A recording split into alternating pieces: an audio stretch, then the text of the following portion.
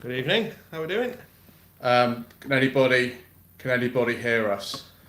I'm going to go live on the other account. It should be working. We are a couple of minutes early tonight. Mr. Coleman is, as you can see, is here, and he's wearing his own merchandise. It's there. Which, yes, I think it's most enjoyable. So we'll just go on and we'll see if anybody's said anything. We can just come on to the other account.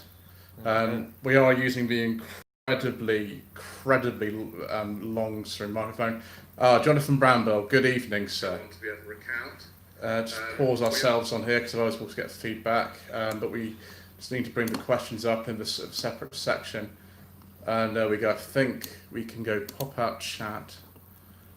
And there we are. Mr. G is here. Hello. And got eight others as well. Good evening, Andy. How are we doing?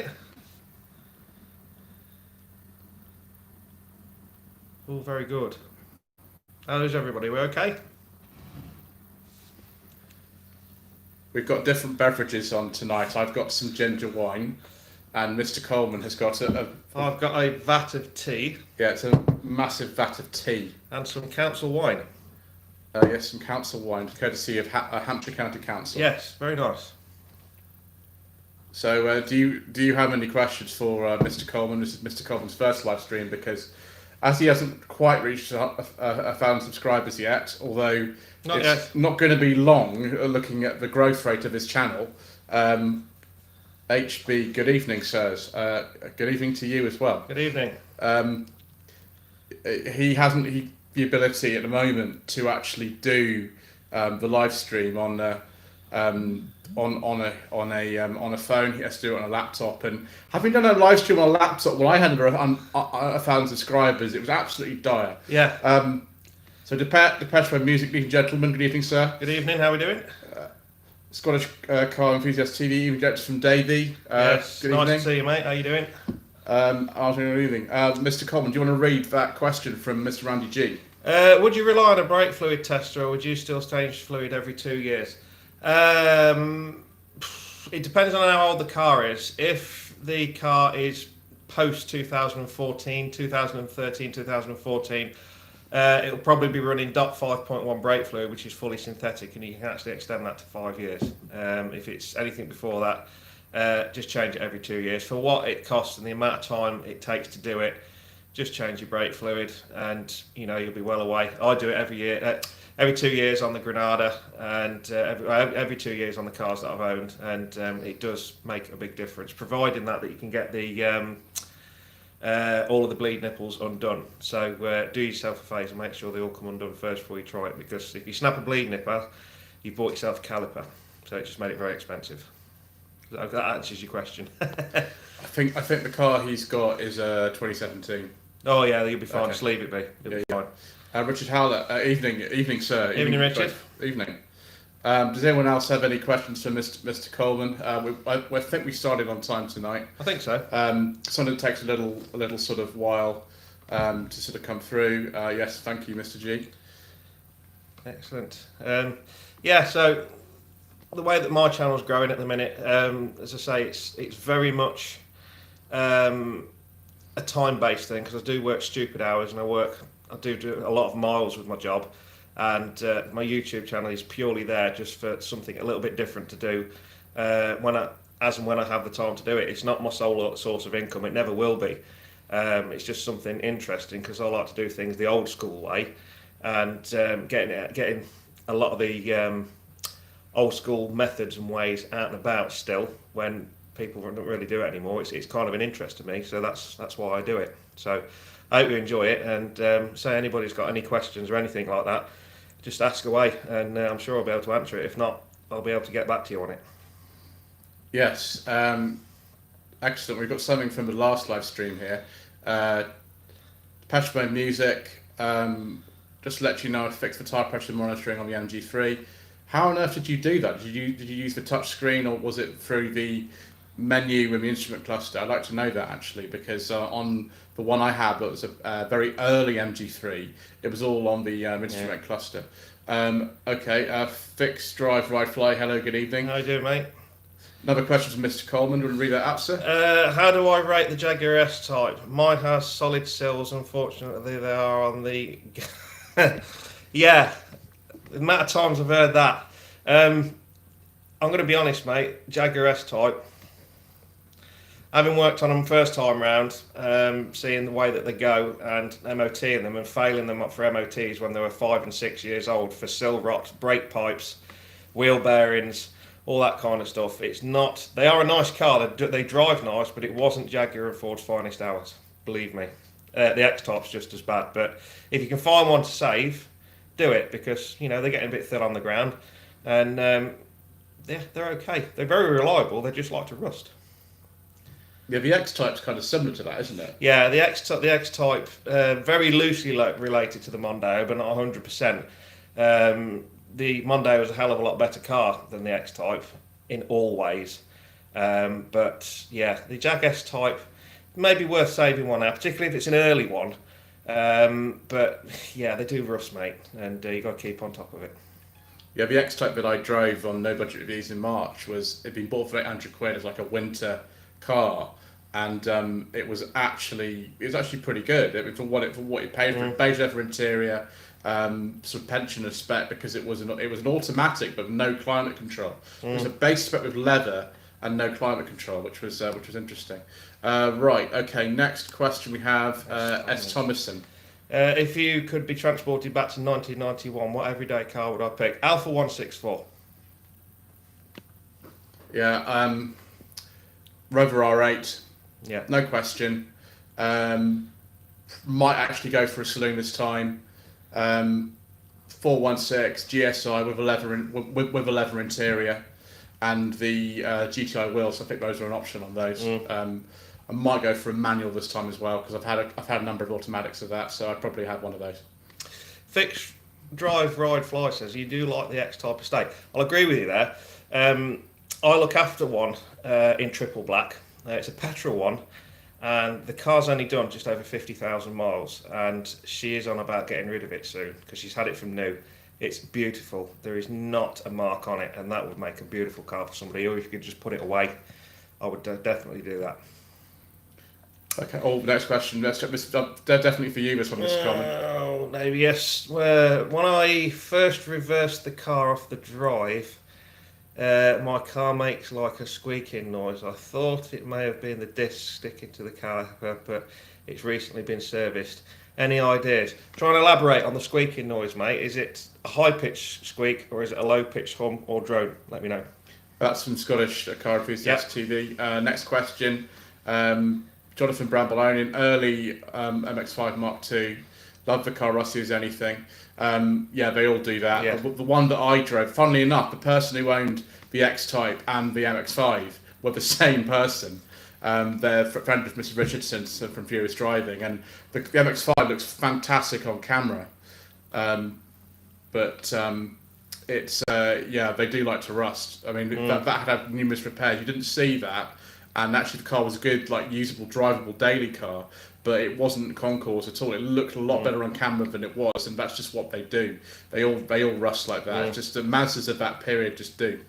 Yeah, early MX-5s, everything's repairable on those. Inner and outer sills, floors, absolutely fine. But take a look under the bonnet, have a look at the chassis rails, particularly where the anti-roll bar goes around the front, past the radiator where you've got both the chassis rails. If there's any rust in there, particularly on the side, run for the hills, go and get another one. Yeah, another one for you, Mr. Coleman. It's high pitched. Probably, say you've had your car serviced, what sort of a service was it? Was it a full major service? Was it have new brakes? Were they just stripped and cleaned, or were they not touched?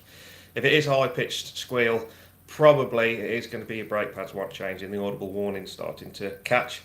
Easy job to do. If you need help, hit me up and I'll sort it with you. Oh, excellent. I think this is for me. Depeche Mode music again. Nothing wrong with the pressure readings on the screen. The gauge in the compressor was inaccurate. Okay, I understand. Yeah, that's perfectly fine. So the compressor you had doesn't have an inaccurate gauge, and accurate gauge showed they were all low. Enthusiast car to thank you, Mr. Cobb. You're going to have to answer this because I won't be able to answer that. I won't be able to answer this question. If I was to pick a diesel hatch to drive around the UK, what would I pick for under £10,000? We can't talk about that, sir. Yeah, Joseph can't talk about that. I will have to stretch the hatchback thing there and actually maybe say saloon. I'd have a Volvo 760 turbo diesel. You can pick them up for well under 10 grand. In fact, you probably get 5 of them for 10 grand. They're absolutely awesome. Yeah, your turn. Depeche Mode music. Yeah, they're reading 1.9 bar. Record reading is 2.2. Yeah, that's right. On an MG3, for some reason, the tyre pressures are not quoted in PSI at all, despite the fact that some of them, like mine, were partially assembled in the UK. I don't know why that is. Anyway, Mr. Coleman, I think this is for you. That's that one there. Thoughts in the Porsche 928. So I have an 83 47 Auto and was dailing it for a few weeks before lockdown. Not working though. Now working though. A cold start issue. When did you last change the plugs and when did you last change the fuel filter? Also, if it's been stood for a bit, with it being, I think it's Bosch K-Jet fuel injection on those, try cleaning the throttle body, because if it's stuck and it's not letting enough air in, if it's partially stuck shut and it's not letting enough air in, that'll definitely upset it a little bit. So give that a whirl. You've driven one of those Porsches, haven't you, Mr. Cole? I have, yeah. It was the one I driven was manual, and it was absolutely fantastic, and it was brown, very brown. That must be an early one then. It was. I think it was a 79. Yes, first year was 78, so very early one. Yeah. Thomason, come on. Look, come on. The very first video on the channel, which was in September 2018, so we don't talk about diesels. And so we don't. That's just, you should all know that by now. I can talk about diesels. I don't like them, but I can talk about diesels. But Volvo 850, I've had 3. All been petrol. They've all been great. I have driven and worked on a few diesel ones, but they are good. Oh, oh, Mr. Coleman, your favourite. Andy G, what are your thoughts on a 2007? Oh no! What are your thoughts on a 2017 Ford 1-litre EcoBoom engine? Oh no! Clues in the title: wet belt, plastic camshaft, not enough engine oil, stupid service intervals, crap customer service, and they're just. You can do better than that, mate. They are. They're making Ford a lot of money, but it's also costing Ford a lot of money, particularly on some of the early ones. They love to leak water and overheat. And having seen what they do when they go wrong, they don't just fail. They just explode, which is why they're known in the trade as the EcoBoom engine. Yeah, the problem is, Mr. Coleman, that Mr. G's got one of those cars. Yeah, I know. I'm a man of my word, mate, and I speak the truth.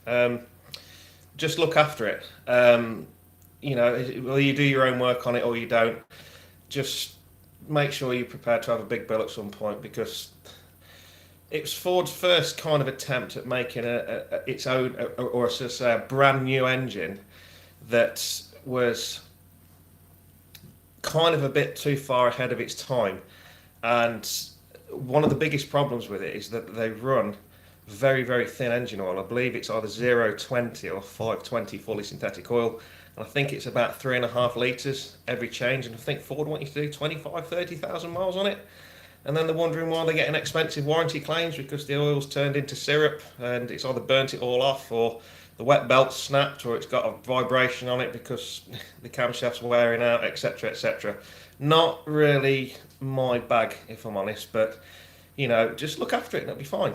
I would personally, if you're looking at maybe keeping it, do it, have your service done at 9 months rather than 12, and I'm sure it'll last a lot longer. Yeah, I mean, with the Toledo that we had, that has a similar type of engine. It's not as bad as the EcoBoost engine. They do have the problems because it's a wet belt engine. And I had mine changed 5W30 oil, which is thicker than the one that Ford recommend. And I had the oil change at 10,000 miles every single time. And that's what you have to just sort of do, really. Oh, was it okay? We're on fixed drive ride flow. This is why we have two devices when we do. Otherwise, we wouldn't keep up with this. I'd love a manual, but couldn't afford one of those things. They're expensive. Those 928 manuals, aren't they? They are. They're very nice. We look like brothers. Thank you, mate. I'm afraid we're going to skip one of those questions because we can't talk about that comment. No, we can't talk about that comment. No. Okay. So Jonathan Bramble's got a question for you, sir. I also own a 1990 Suzuki Baleno GSR. Ever heard of them? Yes. I believe there's only 90 left. Worth keeping. Definitely worth keeping. And one of my school teachers back in the day, by the name of Mr. Pickard, had a Suzuki Baleno. And I can always remember him. I can always remember me being the cheeky me that I was, telling him that it was a load of rubbish. And but yeah, I can't remember the last time I've seen one. So definitely hang on to it, mate. Quirky and wonderful. That sounds like the kind of car I'd like to review on the channel, to be honest. The Baleno GSR. I've been trying to get hold of the Baleno for quite a long time, and the GSR is the one to have. There are numerous engines with the Baleno, but that's the best one. Mr. G says. Oh dear. Yes, indeed, sir. But we'll just keep it at that. Hello, Max Beamer. How you doing, mate? Hello, Mr. Willard. So S. Thompson, quality in cars, who does it best? Mr. Coleman will be able to answer this, I think, quite well. Quality in cars, who does it best? Are we on about build quality or the actual quality of the car, i.e. the quality of the marque? Let me know and I'll give you my answer. Okay, we've got Depeche Mode music. Right, this is going to be interesting for Mr. Coleman. Yes. Do I think electric cars are the future? Yes, I do. However, should the time come for me to have to drive an electric car, I am surrendering my licence. Yeah, I mean the government mandate is there. Yeah. But you know, I actually discussed this with one of my channel viewers earlier on today. You know, petrol and diesel cars are going to be around in the millions for a long time to come. They're still selling them. They probably will sell them right up until the end. So in terms of petrol stations disappearing, in terms of not being able to get parts, all this sort of stuff, it's not really true. No. They might put the tax up on fossil fuel cars, but you know, I've not been rushing to change either of the cars that we've got for that reason at all at the moment. No. Andy says, I'll service it myself and do changes before they say, yeah, that'll be fine, mate. They're really easy. They're really easy to work on. They're a nice engine, but for me, the Ford EcoBoost engine, it's part of today's sort of millennial throwaway kind of commodity, because I don't know whether you're in this situation, but a lot of the cars like that, you know, they're kind of bought on finance. They're bought by younger drivers, or they're bought by families that just want something to get about in.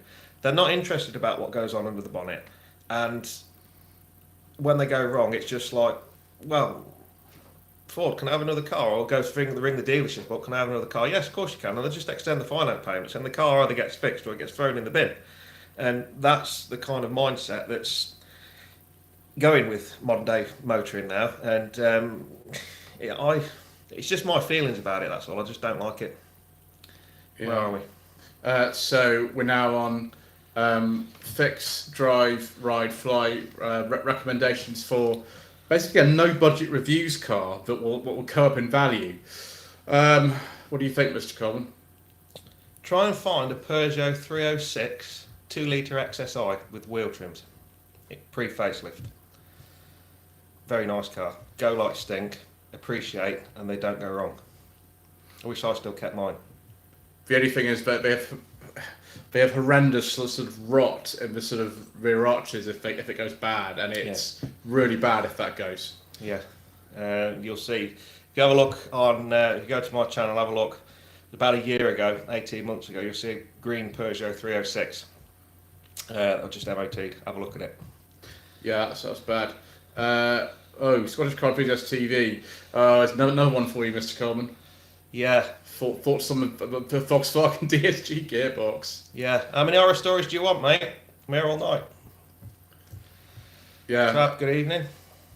One thing I would say about the DSG gearbox is that even I know this, having sourced the car with one of these, they say you don't need to service them and change the fluid.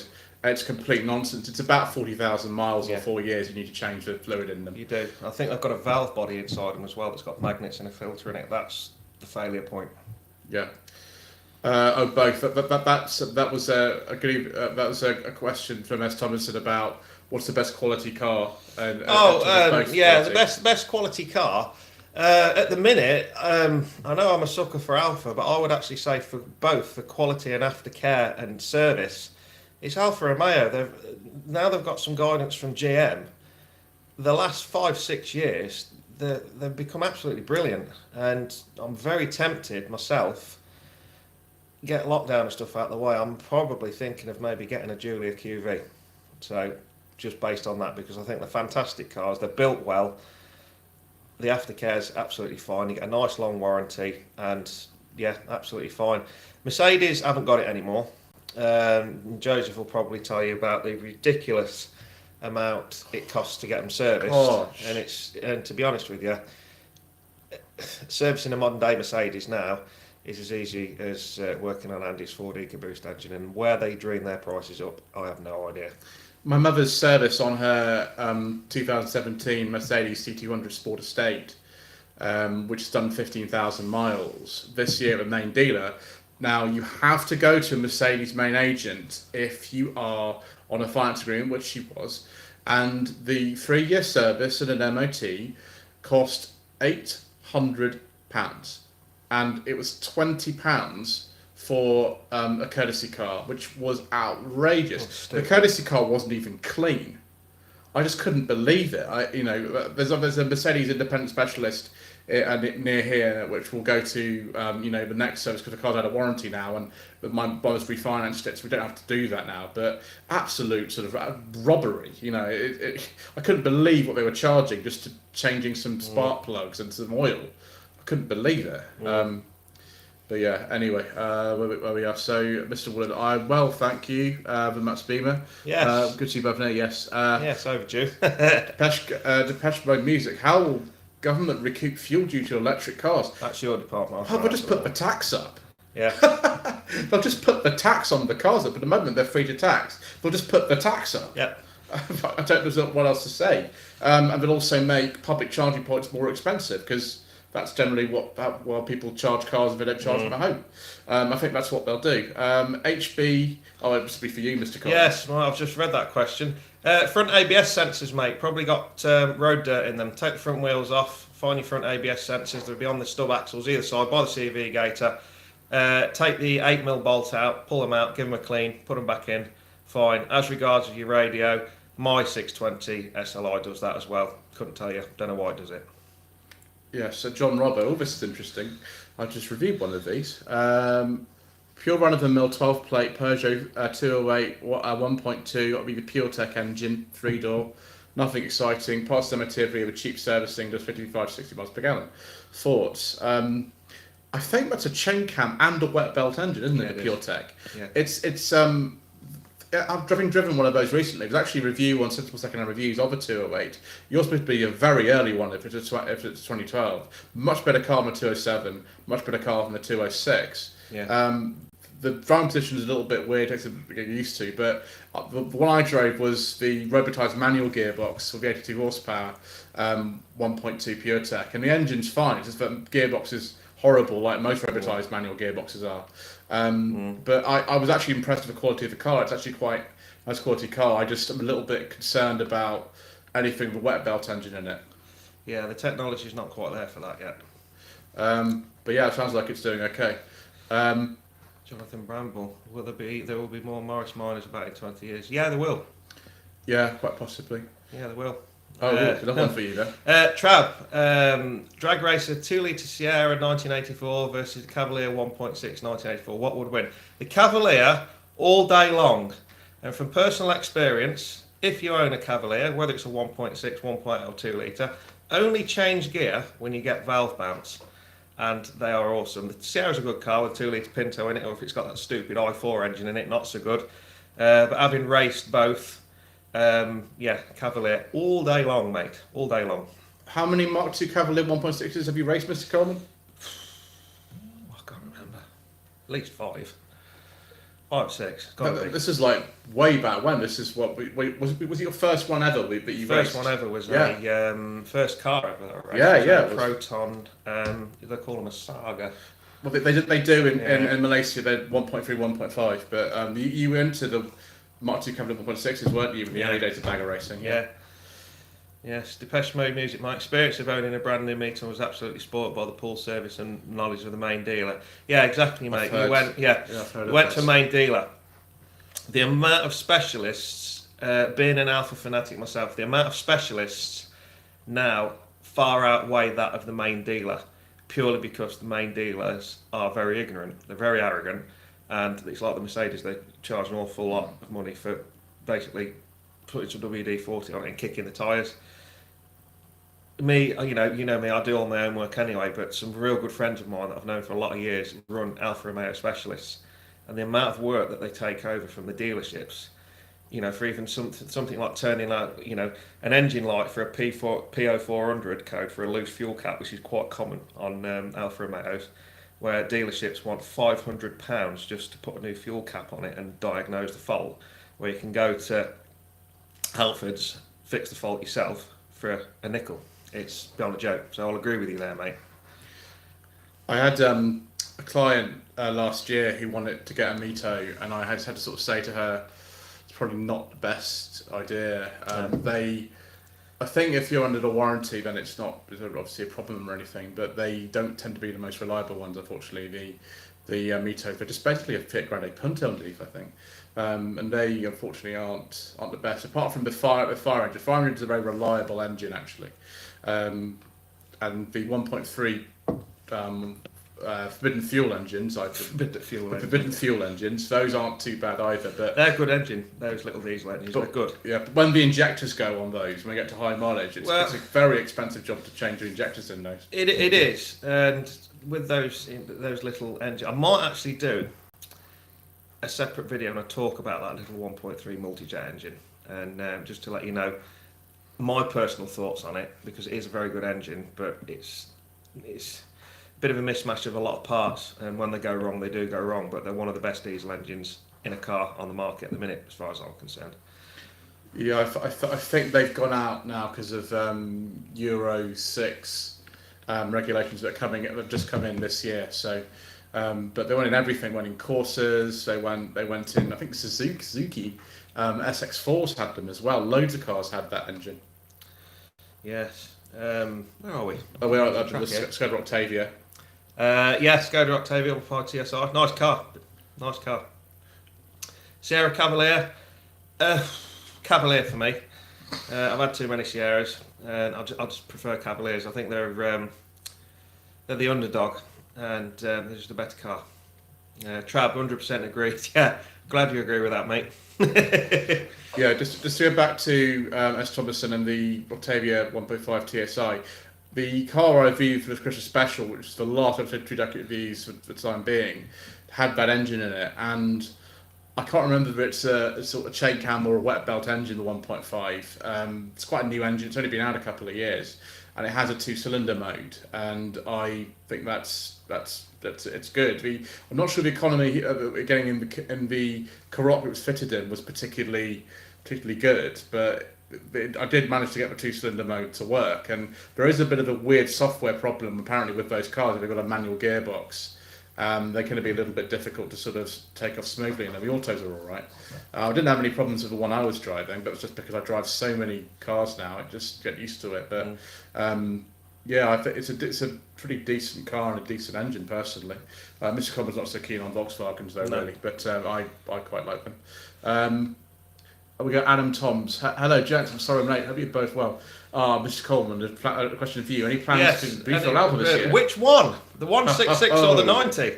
The 166 is for sale, obviously because the 90's there. But the 90, I've actually just spent a small fortune on parts, which I shall be filming over the next coming months to get it ready for hopefully a show season in the summer. So stay tuned. Yeah, lots planned, mate. Lots planned. The next one's for you as well. Jonathan Bramwell. My first car was a Talbot Solara. My first car was a 1977 Ford Granada 2.3L manual in Jamaica blue with a black vinyl roof, and I absolutely loved it. I've still got the engine and gearbox out of it, and that was back in 2001. Didn't you have some fun on the country ring road in that one, sir? Yes, I once did 250 miles in the Coventry Ring Road in that in one night, and did 2 sets of tyres and a set of brake pads. Racing things like Subaru Prezzas and Trev'd out Vauxhall Novas from back in the Max of Power days. It was great.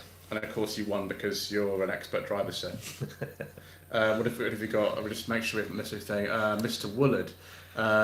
My friend got rid of his old E30 BMW and got an Alpha Meter. It didn't last well. Yeah, we won't go into that anymore. It looked lovely though. Yeah, they're nice looking cars, the Metos. Good for you, Mr. Cole. Yeah, Andy G. Cheap scan tools, mate, it's the way to go. Don't buy anything stupid from like Snap-on or Verus or Launch or anything like that, because it's basically just the same technology on the inside. That I've got a couple. I don't tend to use them a great deal. I use them more at work and for other different bits and bobs, but cheaper the better, mate, because they all tell you the same thing at the end of the day. One's just posher than the other, so on that front, just go cheap. Yes. Oh, this is an interesting question. John Robbo, with your numerous car contacts in the YouTube world, would you be able to chase a Fiat Strada 130 a bar for Alpha Sid owners to do a collective review?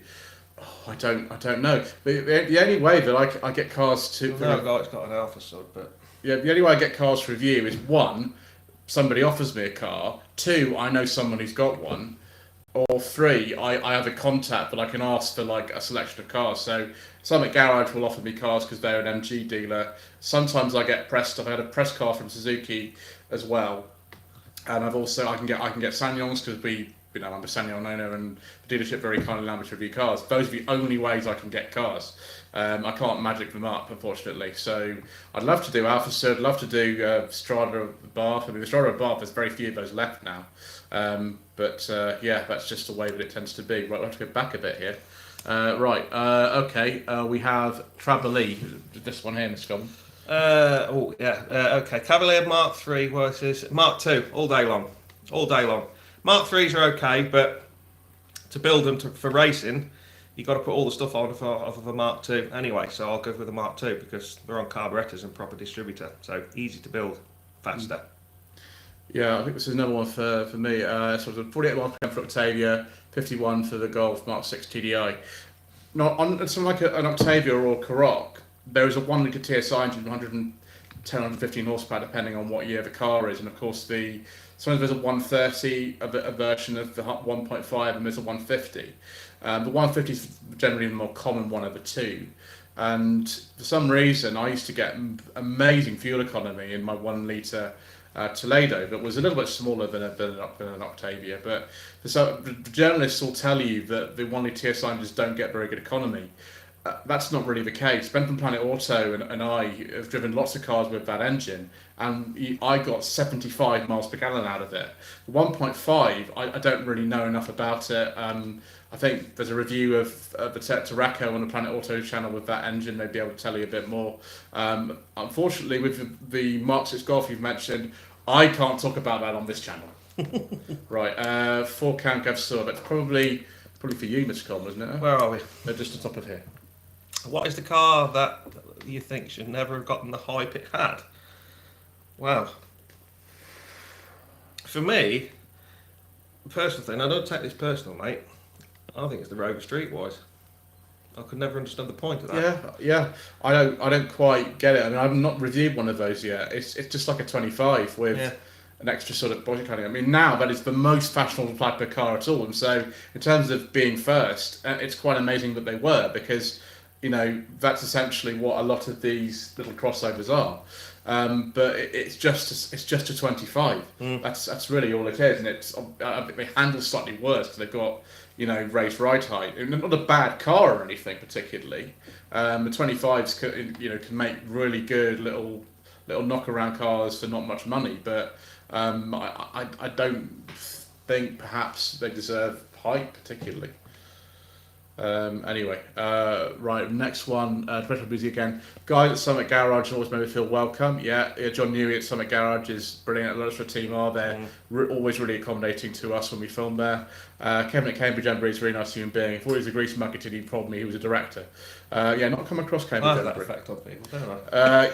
Mr. Cobb's got many stories about that. Right, next one. S. Thomason, you'll laugh at my first car, a 1.3 Peugeot 309 facelift. Hit a pole sideways to lift off oversteer. Good try. That sounds like Mr. Coleman's driving. Good try. You don't hit the pole, do you? No. No. Might do in a Peugeot 309 though. Those things do not drive well. Yeah, I'd like to try the Goodwood GTI one of those. That'd be interesting. I did an engine for one of those, about 15 years ago. Oh yes, sir. And it was a friend of a friend who owned it. Broke the cam belt, needed the engine doing. He said, "Would I do the work?" Yeah, okay, I'll do the work. And it was a joy to work on. And I did it cheap for the guy. Did a nice job, and even washed it for him when it was done. Road tested it, made sure it was okay. And then the guy who had done the engine for him, not naming his names, tried to take me to court because he thought I'd nicked his petrol. Sorry. So, yeah. Sorry. Yeah. So strange people There sometimes. is. Yes, do hit the like button. Yes. Thank you, Trabberley. That would be very much appreciated. Fix, Ride, Drive, Fly. My first car was a 1.6 Peugeot 405. I bought it in the dark. The back was a different shade of colour, which was blue to the front.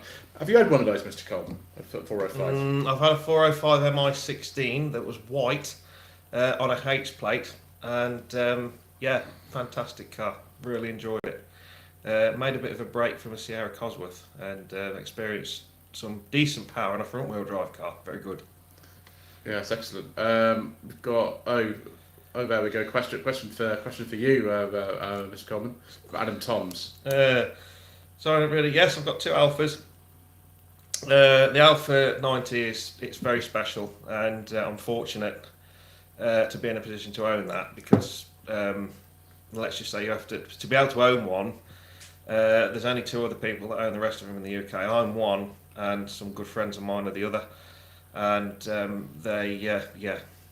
it's a car I've always wanted, and it's not been for the want of trying. I've been trying to get that particular car for nearly 20 years, and it's not going to be going anywhere. Yeah. So, questions, Mr. Coleman. What is the most unreliable car? Is it? Yeah, there's quite a few. There's quite a few.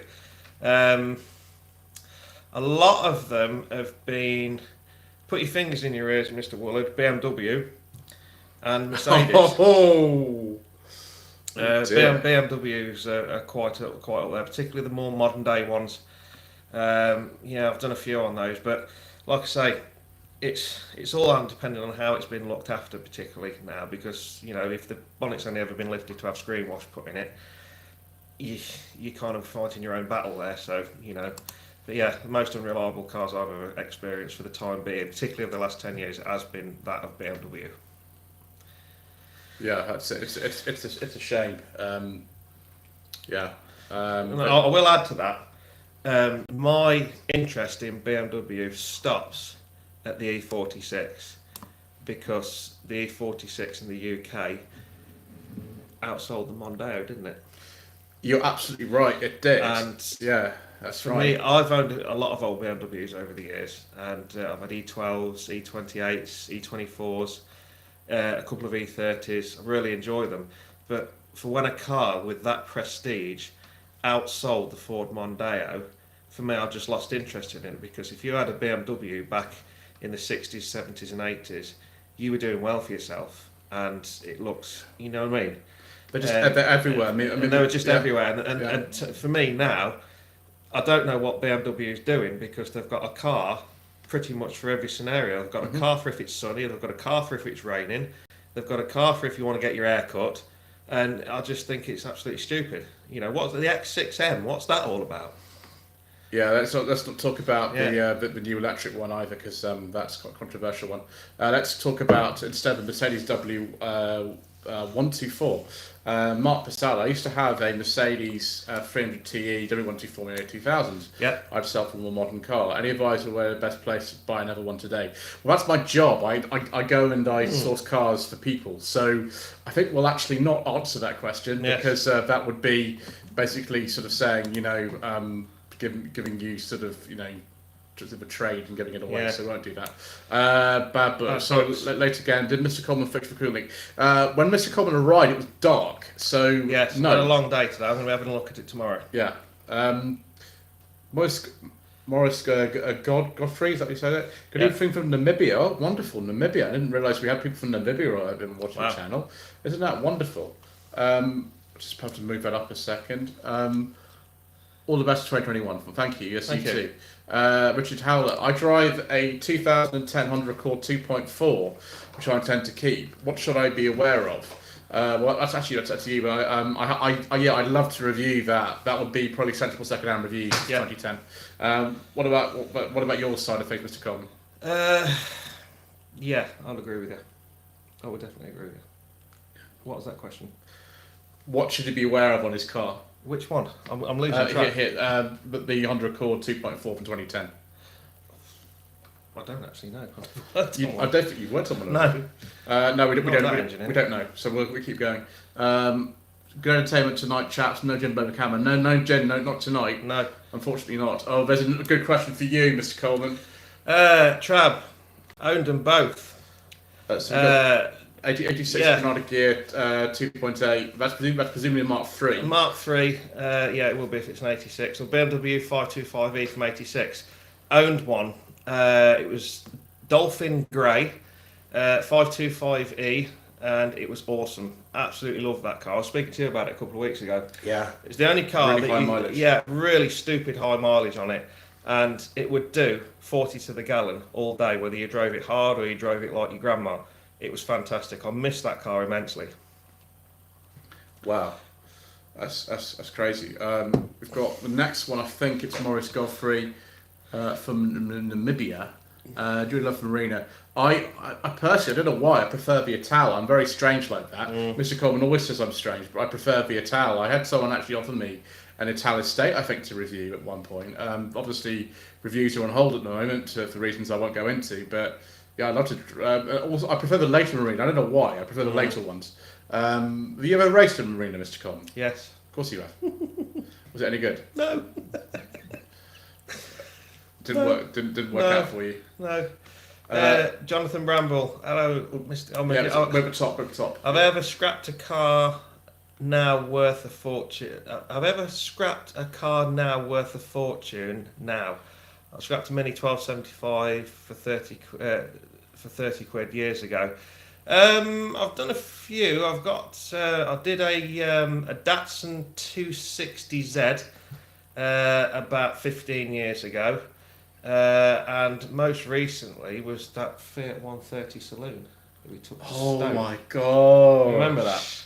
But it was in terrible. It was in terrible condition. Yeah, it was awful. It was restorable, but that's probably the one for me. A Fiat 130 3.2. Yeah.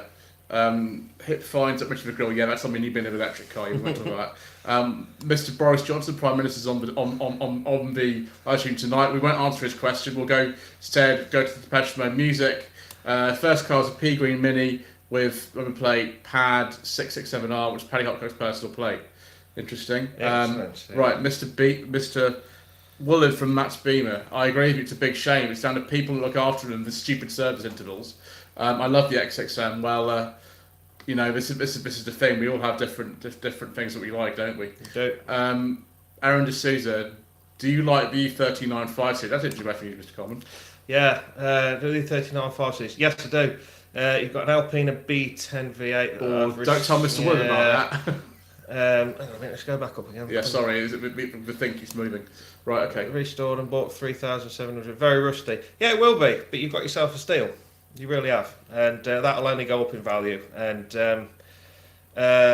real good friends of mine have got a few old Alpinas, and back from the 70s and 80s. And if you hang on to it, mate, it's your pension. Trust me. Yeah, Russ White says join the chat. Well, thank you very much. Hello, Ross. Join the chat. We can go down to Scottish Car Enthusiast TV. My first car was a bright green K11 Micro. Yeah, probably a lot of people in the 90s and 2000s had a K11 as a first car.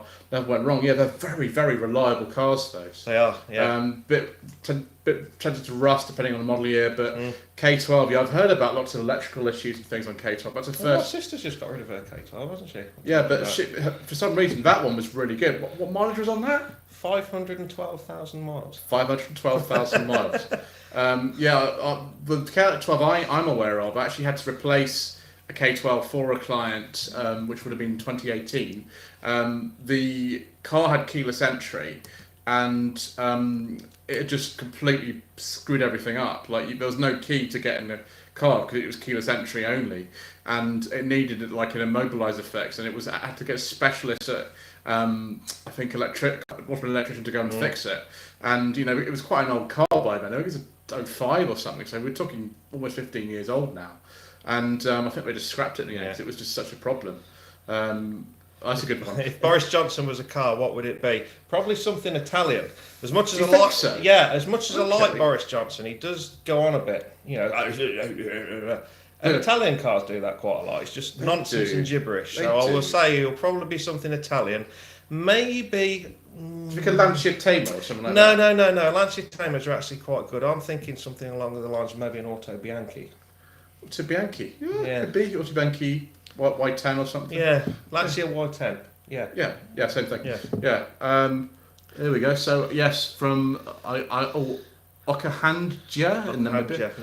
I've never been to Namibia. I've been to South Africa, not Namibia. Bought my TC Marina Coupe. They're very stylish, actually, the coupes. When I was going through Hampshire. I think they discontinued the coupes quite soon on in Marina. I don't think it made it that way through. Special music with Paddy Holco's plate. Message on the windscreen for me £1,000. You want to stick another zero on that? Yeah. I really would. Yeah. Then we've got John Robbo who says, my first car, talking to John from Bramble, I was a 1275 GT, which is about 10 years old if it's a T. KMA 828T, door straps and everything, loads of rust, died in 1990, when my expectations exceeded my skill. We've all been there, haven't we? Yeah. I think I saw a photograph. This is about the Alpina. It's beautiful. Okay. Trav was there ever any point in the 405 MI16 4x4? No. Good point. No, there wasn't. And it's as much. Well, they're not very useful because they're very low. You can't take them off road, and it's kind of in the same league of your Sierra XR4i and XR4x4. So, they're not very useless. Completely useless. Yeah, it's funny because I remember that actually there being a lower trim version of the 405. I think it was, I don't know what it's called, GL or something. It was a GL with a 4x4 system. But then again, you could get a Cavalier 2-litre L at the time.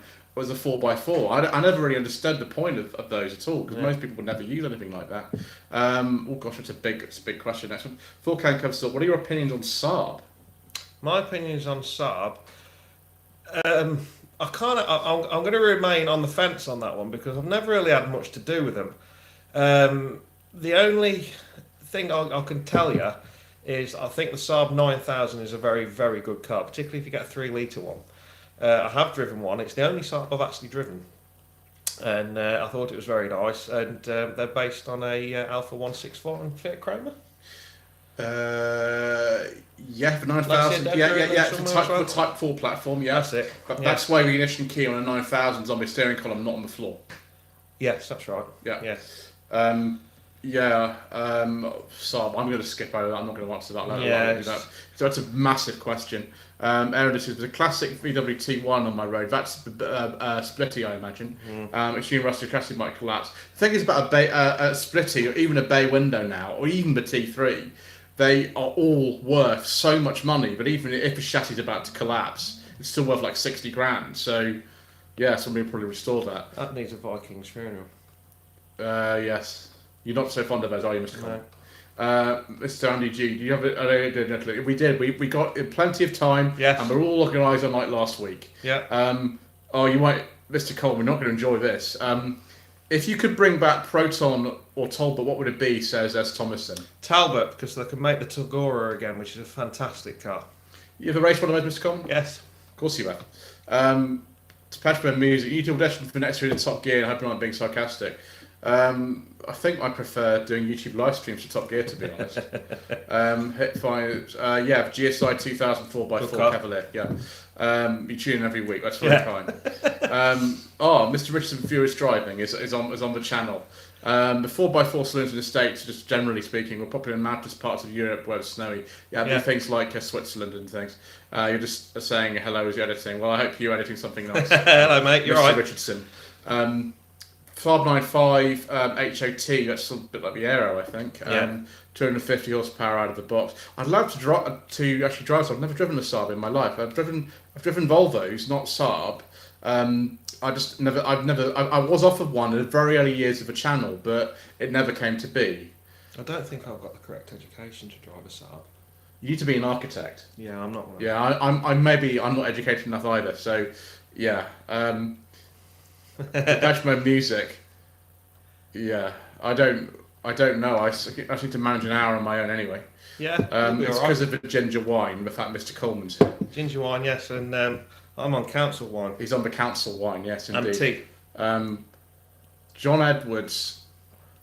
What is the most boring car ever produced? My first car was a Hyundai Accent. Much maligned in the media, but it was reliable and spacious for pennies. Boring car ever produced. That's a really difficult question, that. I'll answer that one straight away, and I know Mr. Lloyd won't like this. Anything that's got the Volkswagen badge on it. Yeah. Just trying to think. Peugeot 7's not great. No. They're not great. They're quite boring. That was the Mitsubishi Charisma. That's boring. Didn't have any. No. It had none. Mitsubishi no Charisma. None. Trab. This is Trab, I believe. A Senator 3 litre 24 valve from 1991 or the 3 litre Amiga from 1995. I think Mr. Coleman will tell you the answer to that question. Senator. All day. Every day. Providing it's manual. Because those big straight sixes, you really do need to get on them and get them wound up to get them to perform. Whereas with the 3 litre Amiga, it being a V engine, the power's there straight away. But I would have the Senator all day long. I do miss my Amiga, but I also miss my Senator a lot. I miss the Senator more than the Amiga. Does that make sense? Yeah, I understand that entirely. I'd love to drive a Senator B, actually. I'd love to drive one of those. They're very rare now. A Senator A or B, very rare. Yeah. Particularly the manual ones, because they have quite a fatal flaw in the A's. Yeah, they do. The Senator A's, which I have owned, particularly if the manual, the reason why I got rid of mine is because it needed a clutch in it. And those were built on the production line. The engines and boxes were put together on the production line and then put up into the cars as they went down the production line. With the auto ones, it was just put in normally. And the problem that left you, because it was a big straight six and you had the gearbox on the back of it, the engine bay wasn't long enough for you to separate the two to get them out. So it fell into the rare situation where to get the gearbox out, you need to take the engine out. But in order to get the engine out, you need to take the gearbox out. And it was just, much tears were spent doing that, and that's the reason why I got rid of the car. So yeah, it was A2, wasn't it? It's a facelifted. A2, yeah, 85. Beautiful looking car, really nice. Russ might remember that from Wonderland in 2014. Yeah, if he's still there, I don't know. He's still here. Okay, good. Off topic of Mr. Woolard, off topic of cars on YouTube, do you get all the notifications? It's really weird. Sometimes I see a notification pop up on a browser, for example. I've got something up, and I click on it, and there's nothing there. I've had that happen quite a lot. The only explanation I can think is YouTube's blocked it, or someone has deleted their own comment. I can't think of any other explanation to that. But yeah, you have to delve into the comment section, see if YouTube's sort of quarantined some of them. That does happen, yeah.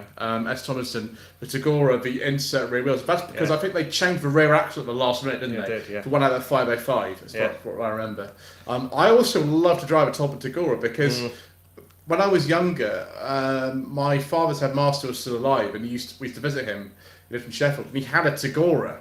He actually had one, and I think it was the V6 one. Yeah, the one I raced was a V6. Yeah, I would love to have actually drive one, but they're really rare, like seriously rare. 6 carburetors on them. It's crazy car. Jonathan Bramble, is the Alpha still the rustiest car ever made? No.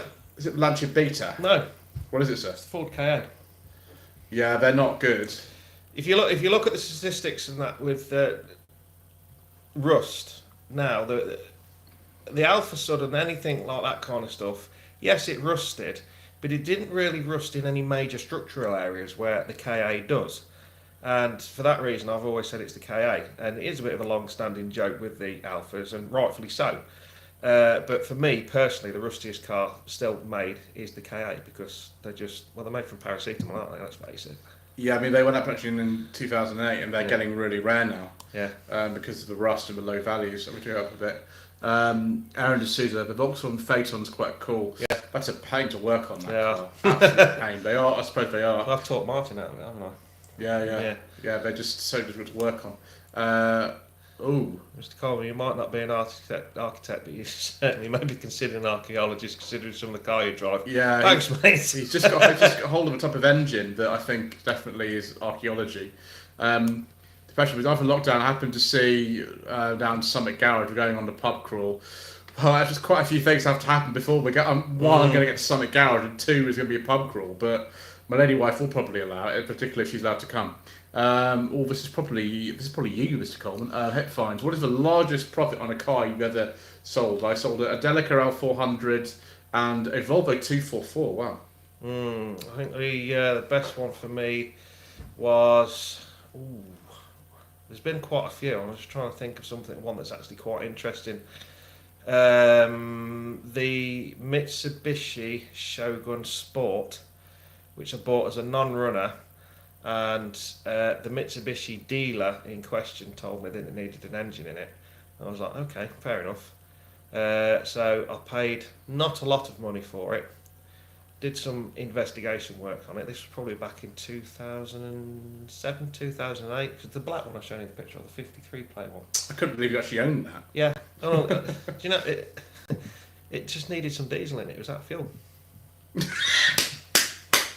Yes, Mr. Coleman. Because it had sucked a load of air in, and there's still a bit of diesel in the lines. When it did go to fire up, it just diesel rattled and knocked. And but yeah, it was just needed some diesel in it, so I put a fresh fuel filter on it. I think I even changed the oil and gave it a wash and then sold it. Excellent.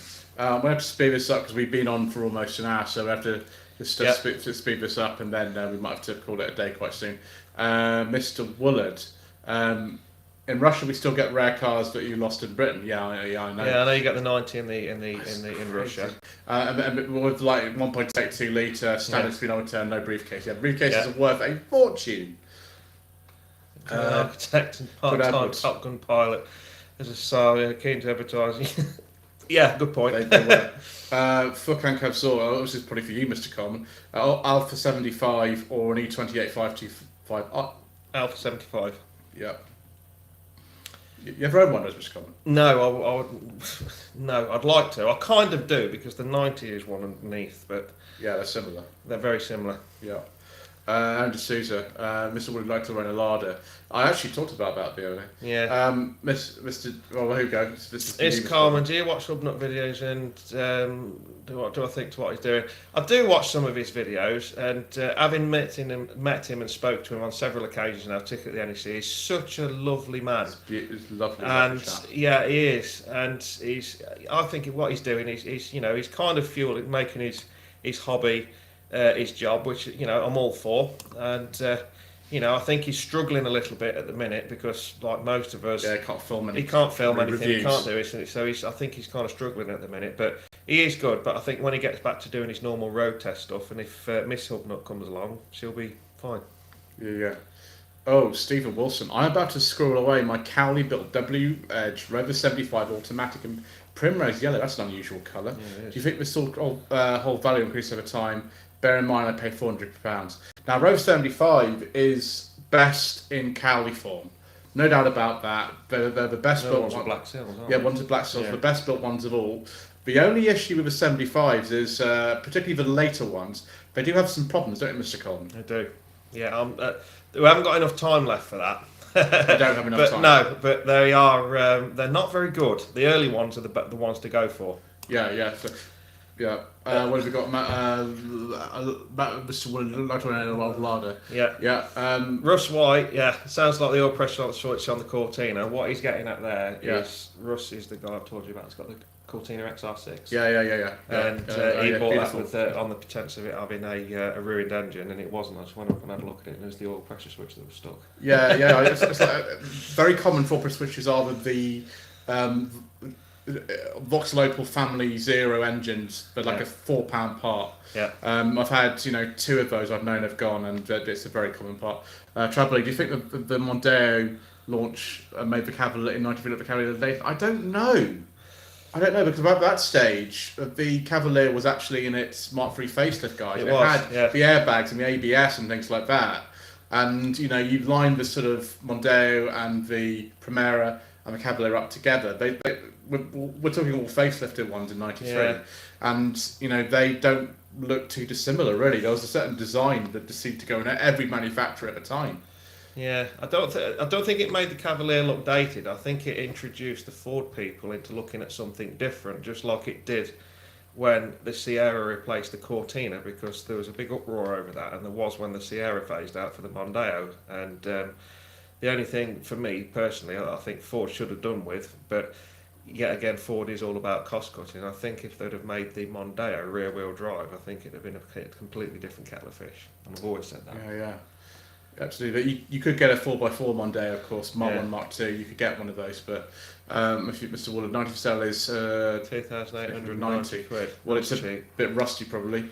Harry Bob Blundell, what do you think of a Caprito bonnet injection? Well, I'll let Mr. Coleman answer this as well, but I drove one of those for the first time on Tweed Jacket Reviews in October, and it's not a review that a lot of you actually watch. It's a real shame because that is one of the best reviews Mr. Franks and I ever did. It's the 2000 special part 3 with the 2.8 injection. Fantastic. Quite, difficult to drive if you're used to kind of things like dual mass flywheels and electric power steering and stuff like that, and electronic brake servos, but really rewarding if you're brutal with a Capri 2.8. It's a very rewarding car to drive. How many of you have you owned, Mr. Coleman? At least 8 over the years. There we go. Yeah, all for Brits and Bobs. I did have a couple on the road, but yeah. Do you know what, I got told off once for ordering crankshells. Ever done it? Yeah. John Edwards, what part of the fine West Midlands are you from? I'm a thoroughbred inbred Walsall resident. I am actually from a little town on the outskirts of Coventry called Bedworth. Oh, the Dutchman music, you're going to get in trouble with this. Nothing wrong with the Lardery 29 SL. Did I say that out loud? Yes, you did, sir. Yeah, the entire internet just heard you. Fair play for saying it, because I'll agree with you there. Yeah. Aaron D'Souza, I don't think the family zeros have had gasket problems.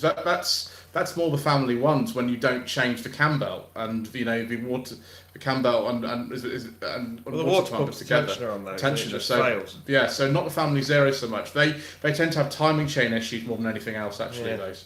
So we'll just finish these off and then we'll call it a day, I think. Mr. Wood, my mother-in-law had a 2003 old school Larder. Yeah. Everybody used to sell Larders cheap. Do you know they've got aluminium brakes? That's why they'd stop, isn't it? This question, Mr. Woolard, why are the Coles card bad at death? I'm not going to answer that. Withered Gucci, Mondeo front wheel drive, awful to work on. Yeah, they are. Yeah. HC, good evening, just joined. Well, I'm afraid, sir, we're about to finish. Yeah, we've been going for over an hour, so we're going to have to finish. But obviously be able to catch up when you sort of hit the replay button on this. Depends on music, most comfortable. Predictions at your Activa, Mr. Colbert. Yeah, was it V6? They all were in this country. Really? Yeah, all of them. Yeah. We don't really like too many kind of French cars, Mr. Coleman and I, but one of them we really like is the Xantia Activa, and they're worth a lot of money now. They are. I really like those, and they're only available on the second facelift Xantia as well. Right at the end, about 99, I think we got those. Matt's Beam, I'll put all the questions in my Q&A. The old, yes, okay, mate. Indeed. Andy G, no problem, mate. No problem at all. So Montego Sierra Cavalier, which best of handbrake turns. Cavalier, stonking handbrake. Russ Swift can drive anything. I hear you like it. This one, thank you with top-notch handling again this year. Well, yes, let's just believe things improve. We'll just stay positive. The question will be V6, yeah, but all the V6s. Scott and Josh, please say thank you for the chat tonight, James. Thanks for the question. Have a good one. No problem. You like with the C6, don't you, Mr. I do, yeah. There's going to be one of those. I believe they were all diesel in the UK. I think you're right. There were two. I think there were two HDI, two of those. V6 diesel. Of course, I can't talk about those. No, so. you can't. No, I can't. I do know one thing that writes those cars off instantly is that if the rear screen gets broken. It's a funny shape, isn't it? The same with the CXs as well. Yeah. Well, thanks ever so much indeed, everyone, for watching. We're going to call it a day there. Hopefully, we'll be able to do one of these together again in the future. Yes, we will. And don't forget to subscribe to the channel. We've obviously got more stuff coming up on Mr. Coleman's channel, Rubbish Mechanic, as well. Doing some brakes on the Rover next weekend. Yes, so some rather good value brakes that you found. Yes, good value brakes with Right. some American brake pads, so we'll see how they go. Yes, indeed. So we'll see you all later, I suppose. Okay, boys, see you later. Bye.